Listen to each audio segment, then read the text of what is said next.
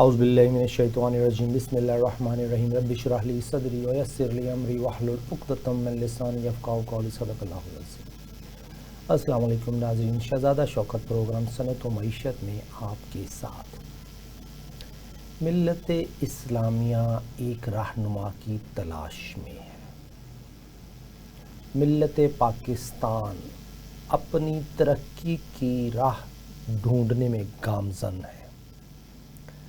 ہم پاکستانی دیکھ رہے ہیں کہ 12 کروڑ لوگ غربت کی لکیر سے نیچے۔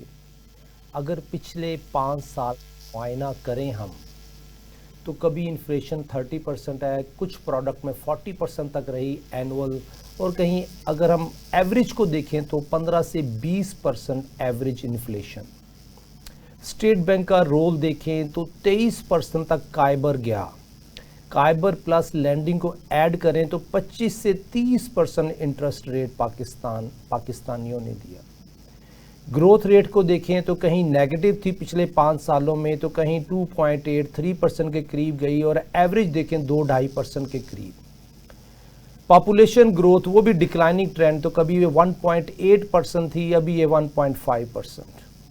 تو ہم ایسے اسپائرل میں سنو بال فیکٹر کے تحت ہم اس طریقے سے اس سرکولر ڈیٹ میں، اس ڈیٹ ٹریپ میں، ماڈرن سلیوری میں ہے کہ اس سے نکلنے کے لیے اسٹرکچرل ریفارم چاہیے۔ اسی کمپیریزن میں اگر ہم یو ایس اے کی اکانومی کو دیکھیں کہ وہ فورسی کر رہے ہیں کہ اگلے 10 سالوں میں وہ 60 ٹریلین سے زیادہ کے قریب ڈیٹ ہوگا ڈالر ٹرم میں یو ایس اے کے اوپر۔ 4-5 سال پہلے وہ 20 ٹریلین کے قریب تھے، ابھی وہ 38 ٹریلین کے قریب ان کا ڈیٹ۔ وہ اپنی اکانومی کو سروائیول دینے کے لیے کوئی نہ کوئی جواز بناتے رہتے ہیں۔ کرونا سے پہلے کی اکانومی، کرونا کے بعد کی اکانومی، ابھی جنگ سے پہلے کی اکانومی اور جنگ کے بعد کی اکانومی، پوری دنیا کی معیشت اس وقت خطرے میں ہے، کیونکہ ایک جنگ سر پہ پوری دنیا کے مسلط۔ اس سلسلے میں آج ہمارے ساتھ بات ہوگی، ہمارے مہمان ہیں منصور آفریدی صاحب۔ السلام علیکم سر۔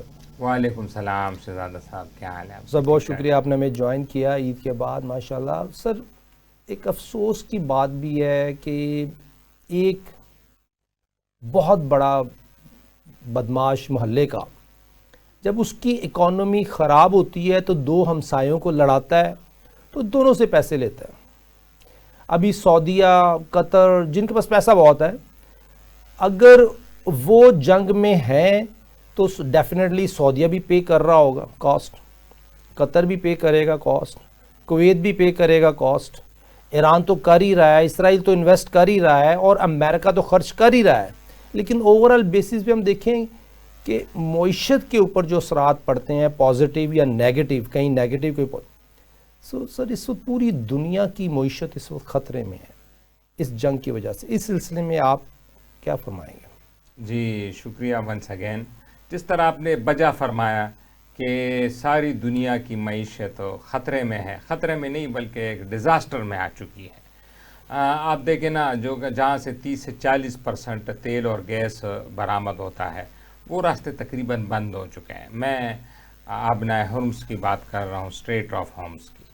اب وہ صرف یہ، اب تو ہم دیکھ رہے ہیں نا کہ پیٹرول کی قیمت 50 روپے بڑھ گئی، اور اب دوبارہ پھر خبریں آ رہی ہیں کہ اور پاکستان میں قیمتیں بڑھیں گی۔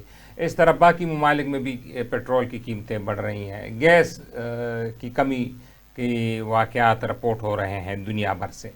اب ہم تو صرف ان 2 چیزوں پہ یعنی انحصار ہے اور میڈیا کا فوکس ہے کہ بھئی پیٹرول کم ہو رہا ہے اور گیس کم ہو رہا ہے، لیکن اس سے لنک بہت سی چیزیں بن رہی ہیں۔ اب اگر آپ کو میں چھوٹی سی مثال دے دوں کہ جو گیس ہے، جو قطر اس کو دنیا میں سب سے زیادہ پرووائڈ کرتا ہے، اس سے فرٹیلائزر بنتے ہیں، اور فرٹیلائزر سے آپ کو پتہ ہے ایگریکلچر بنتا ہے، اور ایگریکلچر آپ کا فوڈ سپلائی چین ہے۔ تو اگر خدا نہ کرے اگر اسی طرح ڈسرپشن چلتی رہی تو آپ کا فرٹیلائزر شارٹ فال ہو جائے گا، اور فرٹیلائزر شارٹ فال ہونے کے بعد آپ کے فوڈ ضائع نہیں اگیں گے یا کم اگیں گے۔ تو جب کم اگیں گے یا نہیں اگیں گے تو پھر غذائی قلت کا سامنا ہوگا، اور پھر قحط سالی تک بات جا سکتی ہے۔ جس سے لاکھوں اور کروڑوں لوگ متاثر ہو سکتے ہیں. تو یہ تو ایک فوڈ سپلائی چین کا ایک متواتر مسئلہ ہے. اچھا، دوسری طرف یہ بھی کہہ رہے ہیں صاحب کہ فرض کر لیں آج ہی جس طرح ہم بیٹھے ہیں آپ اور میں، آج کے دن ابھی اس وقت امن ہو جائے تو واپس آنے میں تقریباً 1.5 سے 2 سال چیزوں کو لگے گی. یہ بھی نہیں ہے کہ آج امن ہو گیا تو بس واہ واہ ہو گئی، کیونکہ اس دوران سب ممالک نے ہاؤڈنگ شروع کر دی ہے. سر میرا سمپل ایک سوال ہے کہ میں امریکہ ہوں، میرے اوپر اس وقت 38 ٹریلین قرض ہے ڈالر ٹرم میں، اور میری اکانومی کو چائنا چپک گیا ہے، میری اکانومی کو کہیں انڈیا چپک گیا ہے، میری اکانومی کو کہیں رشیا چپکا ہوا ہے، اور میری اکانومی میں نمبر 1 پوزیشن پہ نہیں ہوں اگلے 10 سال میں. I can foresee that. میں خود فائنینشیل اکانومسٹ ہوں، میں یہ دیکھ سکتا ہوں کہ میں دیکھ رہا تھا، بلکہ میں نے پچھلے سال پروگرام کیے ہیں کہ یو ایس اے کی اکانومی اگلے 10 سالوں میں نمبر 1 پوزیشن پہ نہیں رہے گی. اس وقت بھی ٹھیک ہے وہ نمبر 1 پوزیشن پہ ہے، چائنیز جی ڈی پی کے مقابلے میں اس کا جی ڈی پی زیادہ ہے، لیکن اگر ہم ان ریئلسٹک ٹرم میں دیکھیں کہ جو فائنینشیل ایسٹ ہیں اور لائبلٹیز ہیں، اس کمپیریزن میں چائنا کہیں نہ کہیں اس کو مات دینے جا رہا ہے آنے والے ڈیکیڈ میں. اب اس سچویشن میں مجھے پتا ہے میری کمزوریاں بڑھ رہی ہیں. سوری سوال لمبا ہو رہا ہے. یو ایس اے کے پاس آپشن یہ ہے کہ میں کوئی ایسی سچویشن کریٹ کروں کہ اگلے 10-20 سال کے لیے میری جو جی ڈی پی ہے نا اس کی گروتھ کنسسٹنٹ ہو جائے، سسٹینیبل ہو جائے، اور میں اس سچویشن میں ہوں کہ میری نمبر 1 پوزیشن کو کوئی چھیڑے نہ. یہ جنگ اس کانٹیکس میں میرا خیال ہے لڑی جا رہی ہے. ٹھیک ہے اس میں اسرائیل کا فائدہ ہے، اسرائیل گریٹر اسرائیل کے اس کو جو بھی آبجیکٹو ہیں وہ ہوں گے، لیکن وہ آبجیکٹو اچیو کرنے کے لیے کہ میں اپنی معیشت کے لیے جو مرضی کروں. میرا سر سوال سمپل ہے، کیا جنگ کے علاوہ یو ایس اے کے پاس کوئی آپشن تھی؟ اب جنگ آ گئی ہے تو اس میں جو معیشت کے اوپر اثرات پڑنے ہیں پوری دنیا کی وہ آپ نے بتا دی ہیں، لیکن اس کے اوپر یو ایس اے کی معیشت، ایران کی معیشت اور خاص طور پہ سعودی. پھر ہم پاکستان پہ آتے ہیں. جی آپ نے بہت صحیح کہا، اور آپ کو میں ہمیشہ کہتا ہوں آپ نے دریا کو کوزے میں بند کر دیا. اس میں اگر کسی کو فائدہ ہے اس جنگ میں تو وہ امریکن معیشت ہے. اس کی وجہ ہے جس طرح آپ نے 35 ٹریلین ڈالرز کا ذکر کیا، اور 10 سال تو کیا ہے، چائنا تو آلریڈی کراس کر چکا ہے مینوفیکچرنگ میں امریکہ سے کئی، اس کی تو کوئی مقابلہ نظیر نہیں ہے نا. مطلب اس کو تو کہتے ہیں فیکٹری آف دا ورلڈ یہ ہے. تو اور یہ 15 سالوں میں اے آئی میں بھی اس نے آگے نکل جانا تھا. اب امریکہ کے پاس اب دوسری جنگ عظیم سے لے کے اب تک ایک ہی ٹول رہا ہے، اور وہ ہے لڑائی. وہ لڑائی کرتا ہے، جنگیں کرتا ہے، اور اپنی ہیجمنی کو کنٹرول کرتا ہے. اب اس جنگ میں آپ دیکھیں گے اگر خدا نہ خواستہ، ہماری تو دعائیں ہیں کہ ایگریمنٹ ہو جائے اور صلح ہو جائے، لیکن اس میں سے سب سے بڑا، کیونکہ اس میں اب گارنٹر پاکستان بھی ہے، میڈیٹر ہے، اسلام آباد میں مذاکرات ہوں گے. اگر خدا نہ خواستہ ایران جھک گیا، اور جھکنے کا مطلب ہے کہ بحر ہرموز کو امریکہ کے حوالے کر دیا، جو اسٹریٹ آف ہرموز ہے، تو آئندہ 100 سال امریکہ کے پھر بادشاہت قائم ہو جائے گی. دیکھیں نا آپ نے اس نے کس طریقے سے امریکہ نے اپنی چیزیں اچیو کی ہیں پچھلے 1 سال میں. ہم ٹرمپ کو کہتے ہیں نا بیوقوف ہے، یہ ہے وہ، کوئی امریکی صدر جب بنتا ہے نا وہ کوئی بیوقوف نہیں ہوتا، وہ 100 سال کی سوچتا ہے. اس نے دنیا کا سب سے بڑا تیل پیدا کرنے والے ممالک کون سے ہیں؟ عرب ملک، سب پہ ان کی بیسز ہیں. کوئی عرب ملک ان سے چوں چرا نہیں کر سکتا. میں کل ہی قطر کے وزیر خارجہ کو سن رہا تھا، حالانکہ ایران پہ کتنے میزائل گرا دی، وہ کہہ رہے تھے ہم پہ میزائل گریں، لیکن ہم نے جو دفاعی معاہدہ امریکہ کے ساتھ کیا ہے وہ اب تک بہترین معاہدہ ہے اور اس کی نظیر نہیں ملتی. تو پہلے تو آ جاتے عرب ملک، سارا تیل امریکیوں کے پاس ہے، تو یہ آپ گن لیں کوئی 40-50-60% تیل ان کے پاس. پھر دوسرے نمبر پہ 10% تیل تھا وینیزویلا کے پاس، وہ بھی چلا گیا امریکہ کے پاس، 70% ہو گیا.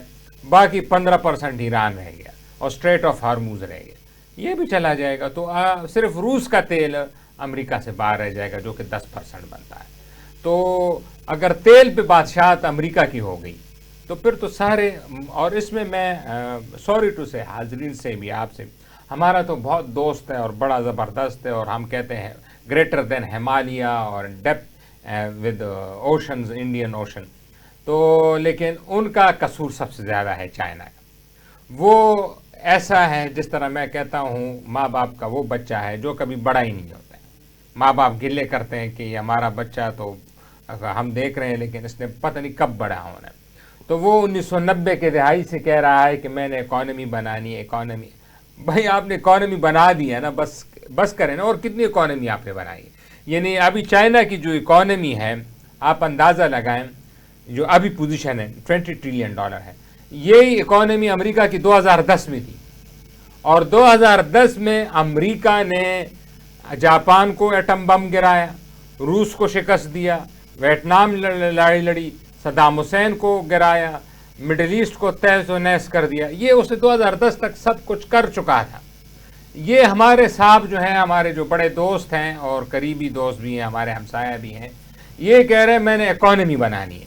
سر تو کب تک یہ اکانومی بنائیں گے؟ میرا تو سوال چینی بھائیوں سے ہے. سر چینی بھائیوں کا ایشو یہ ہے کہ وہ ایک ہومیوپیتھک دوائی کے طور پر آنا چاہتے ہیں. نہ کوئی انجیکشن لگے کسی کو, نہ کوئی اسٹیٹ فارورڈ بات کریں اور ہم اپنا کام چلاتے رہیں اور اکانومی کو سروائیول دیتے رہیں جب تک کہ وہ سٹیج نہ آ جائے جہاں پہ کہ رسک فیکٹر میٹیگیٹ نہ ہو چکے ہوں. سر دیکھیں ابھی امریکہ چائنا کو ٹیرف وار میں تو لے کے آیا لیکن باؤنس بیک ہو گیا. امریکہ نے بٹ کوائن کے تھرو ڈالر ڈیمانڈ کریٹ کرنے کی کوشش کی اور کامیاب بھی ہوا, لیکن چائنیز اس سچویشن اس طریقے سے ٹریپ نہیں ہوئی جس طرح ریسٹ آف دا ورلڈ ہوا. اب تیسری یہی تھی سروائیول یو ایس اے کی کہ جنگ میں دھکیل دیا جائے. آپ نے ٹھیک کہا کہ اگر مذاکرات ناکام ہوتے ہیں تو پھر میجر تھریٹ چائنا کے لیے بھی ہے. کامیاب ہو جاتے ہیں, اگر کامیاب ہو جاتے ہیں, کامیاب کا مطلب ایران سرنڈر کر جائے تو میجر تھریٹ چائنا کے لیے بھی ہے. اب سچویشن یہ کہ چائنیز کو جو رول ادا کرنا چاہیے وہ نہیں ادا کر رہے, لیکن پاکستان کو جو رول ادا کرنا چاہیے کیا وہ کر رہے ہیں؟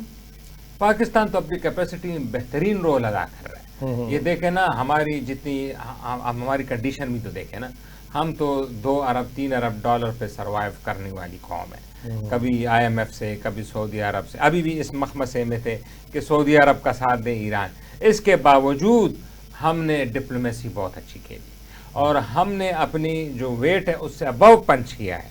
پاکستان تو اتنا ہی کر سکتا ہے نا کہ وہ اس کی پاکستان کی خواہش ہے کہ ایران اور سعودی عرب کی لڑائی نہ ہو, تاکہ ہم نے ڈیفنس ایگریمنٹ سعودی عرب سے کیا ہوئے تاکہ ہم پس نہ جائے.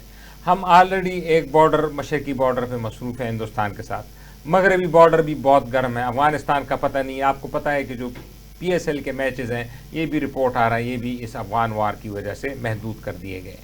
تو ہم تو آلریڈی 2 سرحدوں پہ مصروف ہیں. اب اگر تیسرا سرحد بھی ایران کا کھل جاتا ہے تو ہم تو کیٹاسٹرافک ہو جائیں گے. ہمارے تو نہ معیشت چل رہی ہے, نہ ادارے چل رہے ہیں, نہ کچھ. تو یہ ایک اس کا سارا کریڈٹ میں فیلڈ مارشل صاحب سید عاصم منیر صاحب کو دوں گا کہ انہوں نے تنہا یہ سب کچھ جو چیزیں ہیں یہ کی ہے. یہ ہمیں اطلاعات ہے کہ ان کی طرف سے ہوئی ہے, حکومت کی طرف بھی انوالومنٹ ہے. لیکن یہ آپ کو پتہ ہے کہ حکومت کے وزیر اعظم صاحب بھی گئے تھے سعودی عرب, لیکن پھر جب فیلڈ مارشل صاحب گئے تو حالات کا رخ پلٹ گیا ہے. اور یہ انہی کی وجہ سے اللہ ان کو زندگی دے, اللہ ان کو عزت دے. لیکن وہ ایک بندہ نہیں کر سکتا. یہ ہماری ریاست کو سمجھنا ہوگا, ہماری قوم کو, کہ ایک بندہ آپ کے لیکن ایک گھر ہے, اس میں ایک ہی بندہ کما رہا ہے اور اس میں 20 بندے ہیں. تو ایک بندہ تو قصوروار نہیں کہ اس نے ساری عمر ہی کما کے دینا ہے. سر 25 کروڑ عوام کو اس ایک بندے کا ساتھ دینا ہے, ریاست کا ساتھ دینا ہے تاکہ ہم اس مشکل وقت میں کامیاب ہوں. مجھے اچھی طرح یاد ہے سر, بچپن میں جب رشینز افغانستان آئے تھے تو ہمیں یہ کہا گیا تھا, پڑھایا گیا تھا اسکولوں میں کہ جی یہ جو جنگ چل رہی ہے اگر یہ رشینز کامیاب ہو گئے تو پاکستان پہ بھی قبضہ ہو جائے گا. تو یہ موٹیویشن لیول تھا کہ پاکستان رشین کو نہیں جانا چاہیے, کیونکہ ڈیفینیٹلی یہ ہماری کاؤنسلنگ کی جاتی تھی, کچھ حقائق بتائے جاتے تھے, کچھ نہیں بتائے جاتے تھے. بہرحال اس چیز پہ نہیں اب بھی جو اگر ایران پہ اسرائیل آ جاتا ہے تو پھر بھی تو ہم رسک میں ہیں نا سر. اب ہماری کوشش ہوگی کہ یہ ایران کے پاس ہی رہے, اسرائیل کے پاس نہ جائے یا پراکسی نہ ہو وہاں پہ. یہ بات تو آپ کی 100% صحیح, لیکن ہماری پہلی کوشش, وہ کہتے ہیں نا کہ آپ پہ کوئی بیماری آتی تو پہلے یہ ہوتا ہے کہ آپ نے پین کلر دینی ہوتی, اس کے بعد باقی دوائیں ہیں.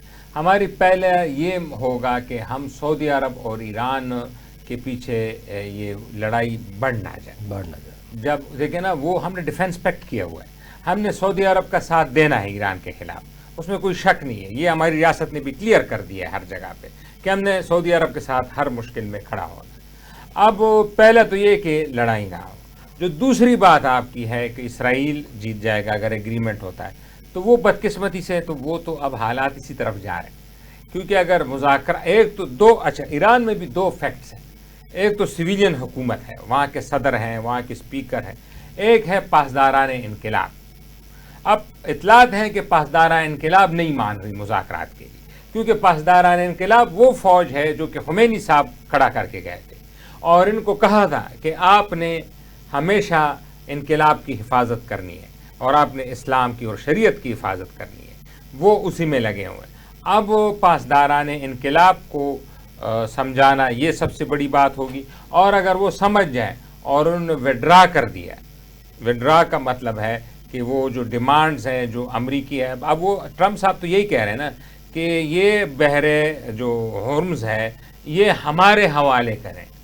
وہ اب یہ نہیں کہہ رہے ہیں کہ یہ انٹرنیشنل پانی ہے. آپ ان کے بیانات سنیں, آخری بیان ہے انہوں نے کہا, پھر جب صحافیوں نے بہت سوال پوچھا کہ نہیں یہ کس طرح ایک ملک, تو کہہ رہے اچھا چلے آیت اللہ اور میں جوائنٹلی دیکھ لیں گے اس کو, مطلب میں ہوں گا. آپ سمجھ رہے ہیں نا, اگر عرب نہیں ہوں گے, ایران ہوگا, تو پھر میں اور ایران ہوں گے, ہم ڈیسائیڈ کریں گے کس کو تیل دینا ہے, کسی کو تیل نہیں دینا. تو سارا معاملہ وہی, میں آپ کی بات 100% آپ کی صحیح ہے, اس کو میں آگے بڑھاتا ہوں. یہ تیل کے چکر میں آئے ہیں امریکی اور یہ تیل لے کے جائیں گے. اور پاکستان بھی ایک ٹائٹ روپ پہ چل رہا ہے. سفارتی کامیابی بڑی ہے اسلام آباد میں جو مذاکرات ہو رہے ہیں, لیکن یہ بھی ایک ٹائٹ روپ ہے. اگر ادھر سے ادھر مسئلہ ہو گیا, اور اس میں جو سب سے بڑی بات ہے جو کہ انٹرنیشنل کمنٹیٹر بلکہ وائٹ ہاؤس کے سابق اہلکار جو کہہ رہے ہیں, جو وائٹ ہاؤس میں بش اور کلنٹن کے ساتھ وقت گزرا, وہ کہتے ہیں اس میں سے سب سے مشکل بات کوئی بھی میڈیٹر ہوگا, چاہے پاکستان ہو, ترکی ہو, وہ اسرائیل کو سمجھانے والی ہے. کیونکہ اسرائیل امریکہ کے کنٹرول میں نہیں ہے. مذاکرات کامیاب ہو گئے, ایگریمنٹ سائن ہو گئے, اسرائیل نے ایرانی صدر کو کل مار دیا, پھر آپ کیا کریں گے؟ کہہ رہے ہمیں یہ سمجھ نہیں آ رہی کہ اسرائیل کو کیسے کنٹرول کریں گے. سر یہی بات ہے کہ قرآن مجید میں اللہ تعالیٰ فرماتے ہیں کہ یہ جو نان مسلم ہیں ان کے اوپر آپ بھروسہ نہیں کر سکتے. فیکٹ یہی ہے. ابھی جو آپ نے بات کی کہ مذاکرات ہو رہے ہیں اور کل کچھ نہ کچھ پھر اگر کوئی مس ہیپ ہو جاتا ہے ایران میں تو کون ذمہ دار ہوگا؟ سر اسلامک یونین اسام میں نے ایک ریسرچ سبمٹ کی تھی, اس میں ٹاپک یہ تھا کہ جو مسلم امہ ہے اس کو کس طریقے سے یونائٹ کیا جا سکتا ہے اور ہم ترقی کیوں نہیں کر پائے. بیسیکلی اس میں نے دو باتیں کی تھی کہ ہم اگر اسٹریٹجکلی دیکھیں پچھلے 40 سالوں میں مسلم امہ کے جو کی ممالک ہیں, جس میں آپ دیکھیں ترکی ہے, پاکستان ہے, مصر ہے, لبنان ہے, اور اس کے گرد جو سیریا, شام, ان تمام کو دیکھیں وہاں پہ ریٹ آف انٹرسٹ اور اس کی فسکل پالیسیز ایسے کریٹ کی گئیں کہ 10 سے لے کے 50% تک ریٹ آف انٹرسٹ گیا. جب مسلم امہ اللہ کے ساتھ حالت جنگ میں ہوں گے تو اس وقت ہم اسرائیل سے, امریکہ سے, یا ایران اسرائیل سے, امریکہ سے نہیں لڑ سکتا. سر میرا کوشچن یہ ہے, پچھلے سال میں بھی ایران میں تھا, 40% تک ریٹ آف انٹرسٹ تھا.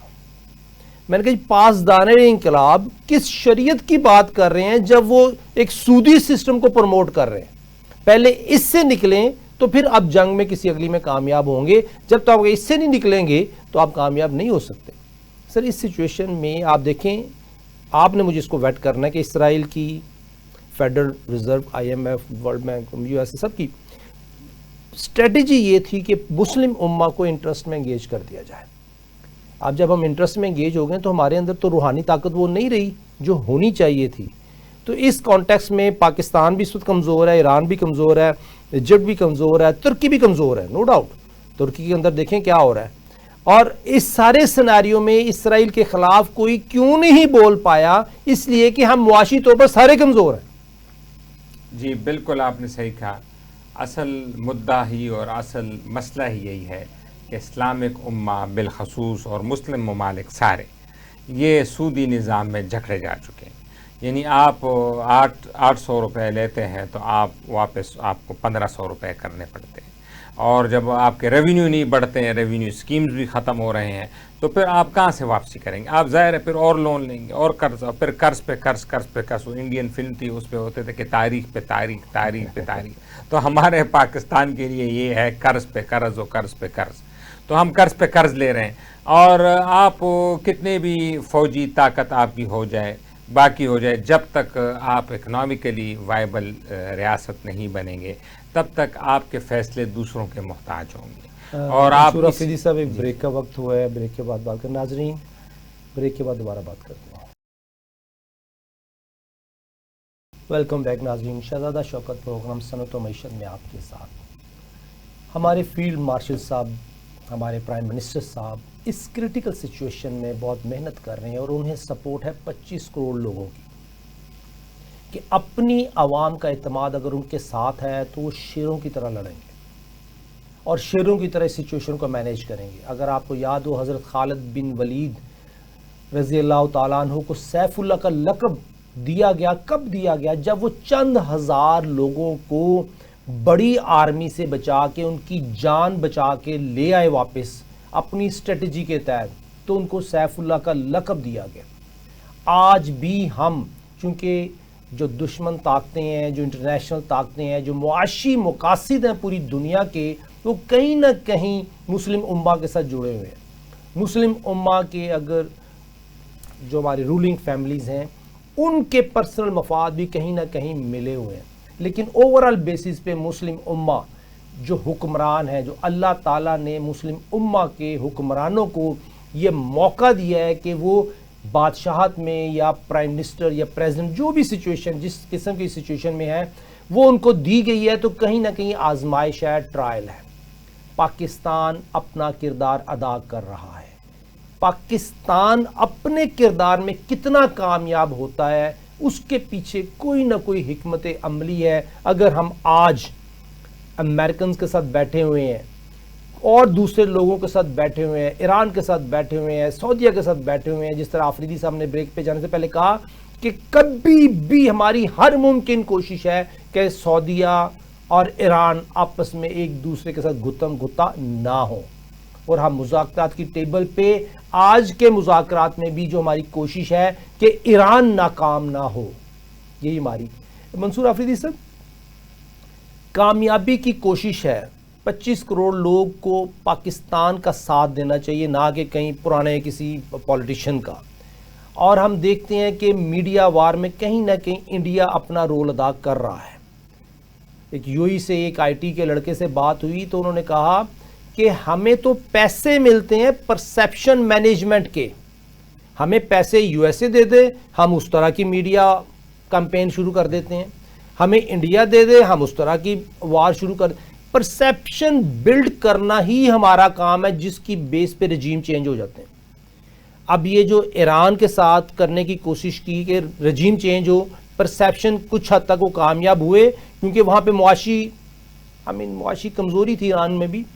تو اب ادھر ہمارا انڈیا کہیں نہ کہیں سویا نہیں ہوا، وہ اپنے مقاصد میں بیٹھا ہوا ہے، افغانستان میں اپنا کردار ادا کر رہا ہے، ایران میں بھی کر رہا ہے، ایران کی ڈپلومیسی میں بھی ساتھ ہے، اور ایران کے ساتھ اپنی آئل ٹریڈ میں بھی ساتھ ہے، اور ایران کو اجازت بھی مل گئی ویسل لانے کی اور پاکستان کو نہیں ملی۔ یہ اس کمپلیکس سچویشن میں انڈیا کا رول کیا دیکھتے ہیں آپ؟ جی، وہ ان کا جو مین ہے وہ آپ دیکھ لیں کہ زیادہ تر اپنے اکانومی بھی انہوں نے ایفیسائز کیا ہوا ہے کہ ہماری اکانومی اور ہمارے لوگوں کی جو زندگیاں ہیں وہ بہتر ہو۔ اس سے لیے انہوں نے ہر ملک کے ساتھ تعلقات اچھے رکھے۔ پاکستان کے ساتھ تو ان کے شروع سے تعلقات خراب ہے، اس کو ہم سائڈ پہ رکھ دیتے ہیں۔ باقی ممالک کے ساتھ دیکھیں نا، چائنا کے ساتھ انہوں نے 1962 سے ایک تب تک ایک گولی تک نہیں چلائی دونوں ملکوں نے ایک دوسرے پہ، تاکہ اکانومی گرو کرے۔ دوسرا، جو پاکستان کے خلاف ان کی وارداتیں ہیں وہ تو سب کے سامنے ہیں۔ نمبر 1 دیکھیں افغانستان میں انہوں نے کیا رول پلے کیا ہمارے خلاف۔ اب افغان طالبان کے پاس ڈرونز کہاں سے آ رہے ہیں؟ دیکھیں نا، وہ ڈرونز آ کے ادھر پنڈی تک پہنچ رہے ہیں، ادھر پنجاب کے بڑے بڑے شہروں تک پہنچ رہے ہیں، پشاور تک پہنچ رہے ہیں۔ تو یہ ان کو میرے علم میں تو ڈرون کا کوئی کارخانہ نہیں ہے کابل میں جو ڈرون بناتے ہیں، وہ تو وہاں پہ سائیکل تک نہیں بن سکتا تو ڈرون کہاں سے بنائیں گے؟ یہ انہی کی کارستانی ہے ہمارے خلاف. دوسرا یہ کہ جس طرح ہم بنگلہ دیش کا بڑا خوش تھے کہ ہماری طرف واپس آ گیا اور ایسٹ پاکستان، وہ ابھی الیکشن ہوئے ہیں اور اس میں لازم را نے الیکشن کو رک کیا ہوگا. جو آبدہ خالدہ ضیاء کا جو بیٹے تھے طارق الرحمان، وہ جب الیکشن جیتے اور وزیر اعظم بنے اور 2/3 سے جیتے، یعنی ہم تو جماعت اسلامی کے لیے خوش ہو رہے تھے نا کہ جماعت اسلامی کچھ نہ کچھ حکومت بنا لے گی، اگر حکومت نہیں تو الائنس پہ چلی جائے گی. لیکن آپ حیران ہوں گے کہ اس نے 2/3 میجورٹی سے بھی زیادہ سیٹ لی. میرے خیال میں کوئی 300 سیٹوں میں سے 200-250 وہ لے گیا اور 50-60 صرف جماعت اسلامی کے پاس ہے. تو یہ را جو ہے یہ سب کھیل جو اب اس سے کیا نتیجہ نکلا کہ کل ہی انہوں نے وہ ایشو کیا اسٹیٹمنٹ بنگلہ دیش کے وزیر اعظم طارق الرحمان، اور کہا کہ ہمارے ساتھ پاکستانی افواج نے 71 میں ساتھ جو کیا تھا وہ اسرائیلی فوج نے فلسطینیوں کے ساتھ نہیں کیا ہوگا جو ہمارے ساتھ کی. اب یہ دیکھیں نا ان کی نفرت ہمارے خلاف اتنی انڈیا نے ان کے ذہنوں میں ڈال دی ہے، بنگالیوں میں. تو دیکھو بنگالی بھی ہمارے خلاف انڈیا نے کیا ہے، را نے کیا، افغانستان کو بھی ہمارے خلاف کیا، نیپال، بھوٹان، سری لنکا وہ تو چھوڑے نا، وہ تو ہمارے ڈومین میں ہی نہیں آتے. اب رہ جاتا ہے یہ ایران، اور ایران کو شکر ہے ہمارے حکومت صحیح مینج کر رہے اب تک. اب کل کا کوئی پتہ نہیں کہ کیا ہو سکتا ہے، لیکن اب تک صحیح حالات سے مینج کر رہے ہیں. اور ہم اب افورڈ نہیں کر سکتے کہ انڈیا کو ایک اور ملک دے دیں کہ وہ ایران کے راستے ہمارے در اندازی کرے اور ایران کے راستے مسائل ہمارے پیدا ہو. انڈیا اسرائیل کو تو گٹ جوڑ ہے ایک، تو اس گٹ جوڑ میں کہیں نہ کہیں انڈین سپائز بھی وہاں پکڑے گئے ہیں ایران میں. تو اس کانٹیکسٹ میں انڈیا کا رول کہیں نہ کہیں ایران میں چل رہا ہے. تو اس سلسلے میں دیکھیں سر، انڈیا اپنے را کے جس طرح لاسٹ پروگرام میں نے آپ سے بات کی کہ میاں صاحب سعودیہ میں ایک میٹنگ میں تھے، وہاں ایک انڈین نے بتایا کہ ہم نے تو اپنے را کے ایجنٹوں کو معاشی ایجنٹ بنا کے پوری دنیا میں پھیلا دیا ہے اور ان کو اکوپ کیا ہے، پیسے دیے ہیں، پاور دی ہے، طاقت دی ہے، اور ہر طریقے سے پی آر ان کو بنائی ہے اور اس کی برانڈنگ کی ہے، اور ان لوگوں کو اپنے برانڈ کر کے بزنس کمیونٹی میں اندر بھی چھاڑ دی ہے پورے، تاکہ انڈیا کو فورن ڈائریکٹ انویسٹمنٹ آئے. تو پاکستان کہاں ہے؟ تو اسی سچویشن میں بنگلہ دیش کے اندر جو الیکشن ہوئے اس میں وہ گھسا ہوا ہے. تو کیا اس طرح کہ آئی ایس آئی اپنے معاملات کو اس طرح مینیج نہیں کر سکتے کہ معاشی ایجنٹ بنا کے پوری دنیا میں پھیلائے، اور جہاں جہاں یہ رول ادا کر رہے ہیں پاکستان کو خراب کرنے کے لیے اس کا کاؤنٹر ہم پاکستانی بھی پہنچے وہاں پہ؟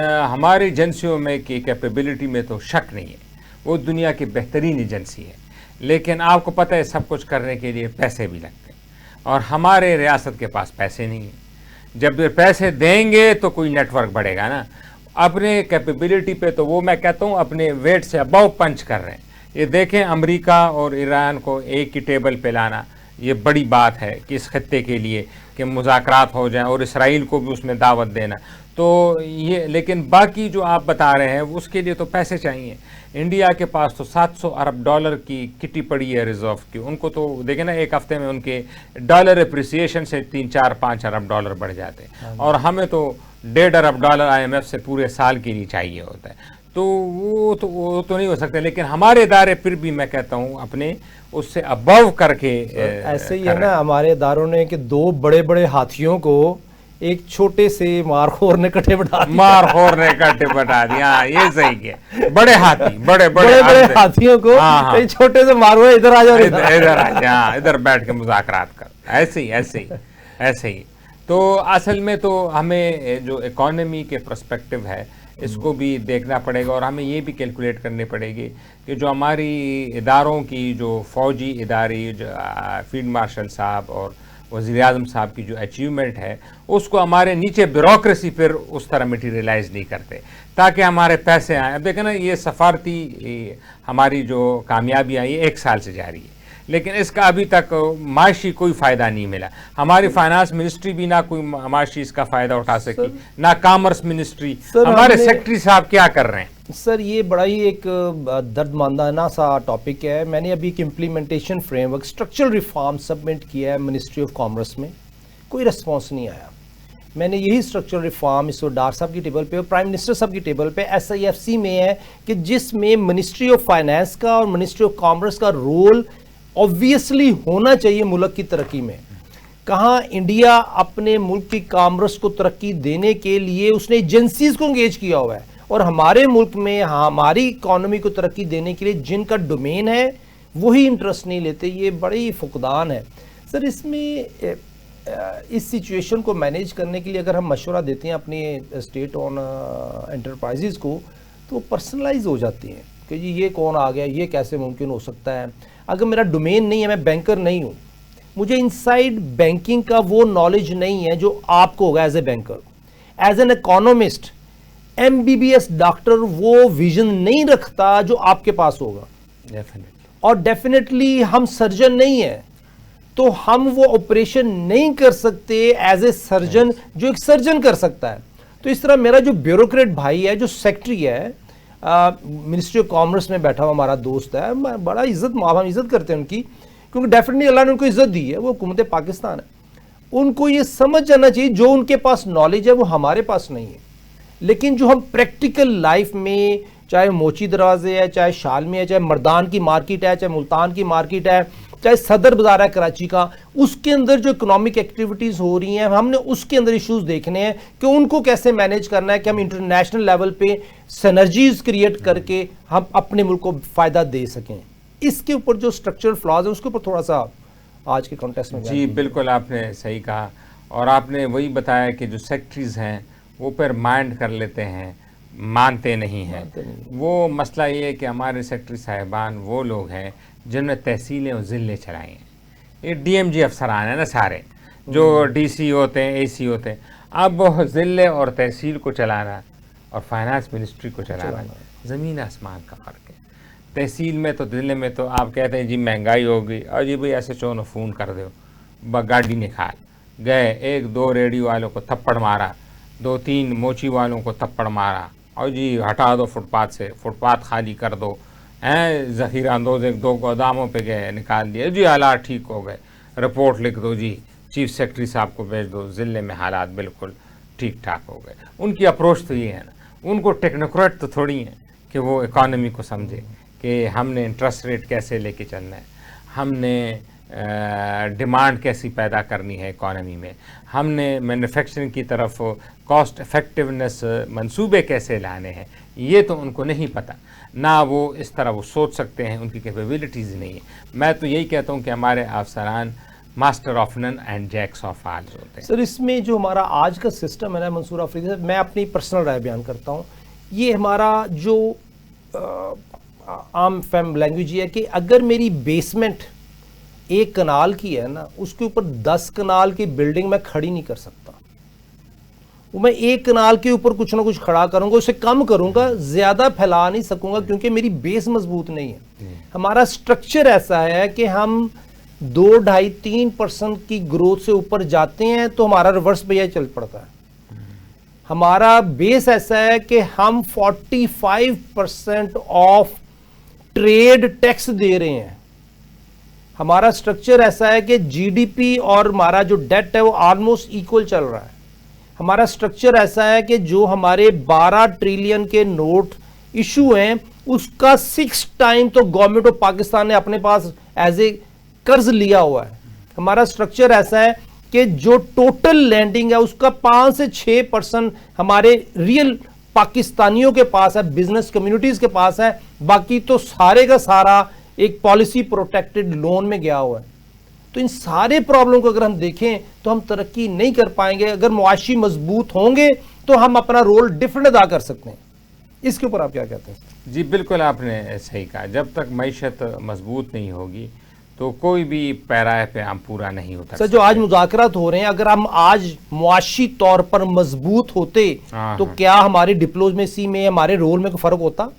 तो क्या होता? अगर हम माशी तौर पर मजबूत होते ना, तो ये मैं आपको बताता हूँ, हम मीडिएटर भी नहीं होते। मीडिएटर करके हमने क्या कर लेना था? मतलब मीडिएटर, हर एक्शन का कोई फायदा होना चाहिए ना। हाँ जी, कोई फायदा होता है ना, आप कोई एक्शन करते हैं तो उसका फायदा होता है। तो अगर हम माशी तौर पर मजबूत होते तो मीडिएटर भी नहीं होता। चाइना मीडिएटर है नहीं, रशिया है नहीं है, जापान है, यूरोप यूनियन है, कोई मीडिएटर, सऊदीया भी नहीं आया, सऊदीया भी नहीं आया।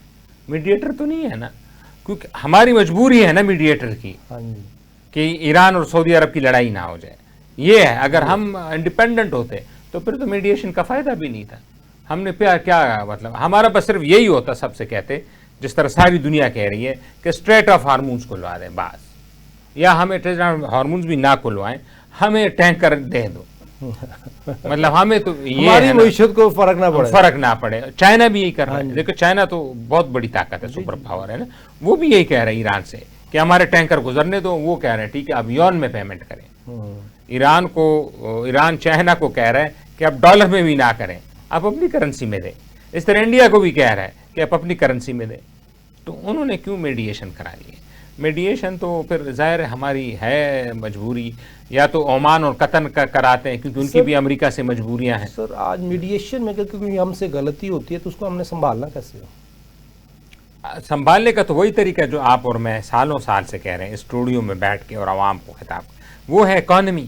جب تک آپ اکنامک, اب آپ کے پاس 100-200 ارب ڈالر پڑے ہوتے تو آپ کو ٹینکر اگر فرض کر لیں 1 ملین کا تھا تو 2 ملین کا ہو جائے, آپ صحیح ٹھیک ہے 2 ملین کا منگوا لیں. سر ہم نے ایک ایڈوائزری لی پی آئی اے کے لیے اور اس پہ کروڑوں روپے دیے. سوری میں آپ کی بات کاٹ رہا ہوں, یہی تیل کے کانٹیکس میں, جس طرح میں نے کہا نا کہ اگر ٹینکر 100 ملین کا ہے تو اب 200 ملین. مکیش امبانی نے کل ہی ایران کے تیل کو, ایرانی تیل گلف میں, وہ 400 ملین ڈالر کے اس نے بکنگ کر دی فارورڈ میں. تو اس کا مطلب 400 ملین ڈالر کی تیل جو ہے وہ کم ہو گئی ہے نا, سٹور بھی ہو گئے, ذخیرہ اندوزی ہو گئی نا. ہم جس طرح ضلع اور تحصیلوں میں لگے ہوئے ہیں تو اب انٹرنیشنل ذخیرہ اندوزی ہو رہی ہے, اور اس میں امریکی بھی انوالوڈ ہے. وہ کہہ رہے ہیں جو ٹرمپ صاحب یہ بیان دیتے ہیں کہ سیز فائر ہو گیا, اور سیز فائر نہیں ہوتی, آپ کو پتا ہے سیز فائر میں بھی لڑائی ہو رہی جہاں آپ اور ہم بیٹھے, لیکن وہ بیان اس لیے دیتے ہیں تاکہ تیل کی قیمت نیچے آئے, ان کے بڑے بڑے بلینئر تیل خریدیں اور پھر اوپر شوٹ کر جائے. اب یہ گیل بن گئی ہے, اور ایران نے اس کو کہہ دیا ہے. ایران کے وزیر خارجہ کل کہہ چکے ہیں کہ ہمیں پتا ہے کہ ڈونلڈ ٹرمپ کاغذوں میں تیل نیچے لا کے فارورڈ بکنگ کر رہا ہے, اور پھر جب تیل اوپر جائیں گے تو وہ خریدے. اور کہتے ہیں یہ بیانات ڈونلڈ ٹرمپ کے اس لیے ہیں 16 کی سیز فائر کہ وہ تیل کو کم لا کے اپنے دوستوں کے ذریعے تیل کی سٹوریج کرنا چاہتے ہیں. اس میں دیکھیں مثلا سعودیہ کا تیل ہے, پرائس اوپر نیچے ہو گئی تو جو انٹرمیڈیز ہیں, بینکس ہیں, یہ جو لابیسٹ ہیں, انویسٹرز ہیں, امبانی کی بات کی آپ نے, انہی کو بینیفٹ ہوتا ہے نا. دیکھیں آج میرا تیل ہے, یہ ٹینکر ہے $100 ملین کا, مثال دے رہا ہوں, $30 ملین کا بیرل. یہ 100 روپے کا ہوا تو $100 ملین کا ہو گیا, 150 کا تو $150 ملین کا. تو یہ 100 ملین $150 ملین کا بینیفٹ یہ انٹرمیڈیز لے رہے ہوتے ہیں. پاکستان یہ بینیفٹ نہیں لے سکتا کیونکہ ہمارے پاس کوئی ایسا انویسٹر ہے ہی نہیں, ایسے ہی ہمارے بینکوں کی اتنی لمٹس ہیں ہی نہیں. یہ وہی میں بات کر رہا ہوں کہ سر سٹرکچرلی جو ہمارا سٹرکچر ہے وہی اتنا کمزور ہے, نا پائیدار ہے کہ جس کے اوپر ہم بلڈنگ نہیں کھڑی کر سکتے. اس کے اوپر جو میں بات کر رہا تھا کہ پالیسی میکنگ کے لیے اربوں ڈالر خرچ کرتا ہے U S A, policy making کے اوپر اربوں ڈالر اسرائیل خرچ کر رہا ہے, پالیسی میکنگ کے اوپر چائنا نے اربوں ڈالر خرچ کیے ہیں, اور پالیسی میکنگ میں انڈیا بھی خرچ کر رہا ہے. اور پاکستان کو بنی برائی پالیسی مل جائے تو وہ اس کے اوپر بھی کہتے ہیں جی ہم کیوں کام کریں. پاکستان کو بھی اپنی معیشت کو مضبوط کرنے کے لیے اسٹرکچرل ریفارم لانے ہیں. تو ہم آج کے دن کے جو مذاکرات ہیں اگر ان کو ٹھیک کرتے ہوئے, آج کے دن کو مینیج کرتے ہوئے پاکستان کو مضبوط کرنے کی کوئی کوشش کریں, اس کے لیے آپ کی کوئی رائے ہے گورنمنٹ آف پاکستان کی؟ اسٹرکچرل ریفارمز تو ہر سیکٹر میں ضروری ہے. جس طرح آپ نے کہا کہ تیل بھی ہم ریزرو نہیں کر سکتے. سر آخری 2 منٹ. ہاں, تو چین, ہندوستان, رشیا, امریکہ سب کے اٹھا لیں, سب کے بلین بیرلز میں تیل سٹور پڑے ہیں. ابھی ہمارے پاس وہ غلط حکومت بیان کر دیتی ہے کہ جی 10 دن کا سٹاک ہے, 15 دن. وہ سٹاک نہیں ہے, وہ سٹاک تو آئل کمپنیوں نے رکھا ہے روٹین کے لیے جو ان کے پیٹرول پمپوں میں پڑا ہوتا ہے. اصل سٹاک تو حکومت نے رکھنا ہوتا ہے اپنے بڑے بڑے ڈی پی او میں, وہ ہمارا میکینزم ہی نہیں ہے. تو اب آپ اندازہ لگائیں اگر اسٹرکچرل ریفارم پیٹرولیم جو کہ ضروری چیز اس میں ہم سٹور نہیں کر پا رہے تو پھر قیمتیں تو بڑھیں گی. تو دیکھیں نا خطے میں سب سے زیادہ قیمت پاکستان کی بڑھی ہے, اور سب سے جو بڑی نہیں ہے, زیرو بڑی ہے, وہ ہندوستان کی بڑی نہیں بڑھی, 0% پر لیٹر بڑھا, یہاں 50 روپے, اور اب اطلاعات آ رہی ہیں اور بھی بڑھ رہی. تو یہ کیوں بڑھی ہے؟ کیونکہ ہمارے پاس سٹوریج نہیں ہے. ہمارے پاس سٹوریج ہوتا تو پھر بڑھنے کی ضرورت ہی نہیں تھی. تو اسٹرکچرل ریفارمز تو ہم کہہ تک گئے کہ فائنانس منسٹری میں تو ہونی چاہیے, لیکن یہ پیٹرولیم, فوڈ میں دیکھ لیں, اب فوڈ میں بھی گوداموں میں گندم پڑے ہیں, تو وہ اب اطلاعات آ رہی ہیں کہ وہ جو فارمر, جو بڑا جو اسٹاک ہولڈر ہے, وہ حکومت کو کہہ دیا کہ ہم آپ سے نہیں لیتے, آپ کا مہنگا گندم ہے, ہم کسانوں سے ڈائریکٹ لے رہے ہیں. تو ان کا ساری گندم ضائع ہو جائے گی, پھر اس پہ کیڑے پڑ جائیں گے, اور پھر انہی غریب عوام کو بہت کھلائے جائیں. شکریہ, بہت شکریہ منصور عابدی صاحب, میں آپ نے جوائن کیا. ناظرین, محفوظ پاکستان اسی وقت ہوگا جب ہم اس کو مضبوط بنانے کے لیے اسٹرکچرل ریفارم لائیں گے. آج اگر ہم مذاکرات کی ٹیبل پہ بیٹھے ہیں تو کہیں نہ کہیں ہماری ڈپلومیسی ہے, ہمارا رول ہے, اور کہیں نہ کہیں ہماری کمزوری ہے. ملت اسلامیہ کو اللہ تعالیٰ اچھے رہنما دے, کیپیبل لیڈرشپ دے کہ وہ معاشی طور پر مضبوطی کے لیے کام کر سکیں, کیونکہ معاشی جنگ اگر ہم نے جیت لی تو ہم جیت جائیں گے. اجازت دیجیے, اللہ حافظ.